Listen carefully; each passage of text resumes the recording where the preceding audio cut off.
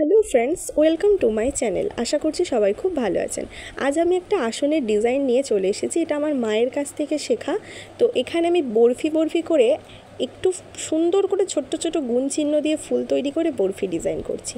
তো একটা করে ঘর নিয়ে আমি ফার্স্ট ডিজাইনটাকে করে নিচ্ছি। একটা করে ঘর ছাড়া দিলেই সেটা একটা গুণ চিহ্ন তৈরি হবে, আর সেই গুণ চিহ্নটা কমপ্লিট হলেই বরফি ডিজাইনটা রেডি। তো তোমরা এখানে ভালো করেই দেখতে পাচ্ছ যে আমি গুণ গুণ করে নিচে দুটো গুণ করে নিলাম, এবং আগের যে ফুলটা আমি করেছিলাম সেই ফুলটা থেকেই আমি উপরে আরও দুটো ঘর তুললাম।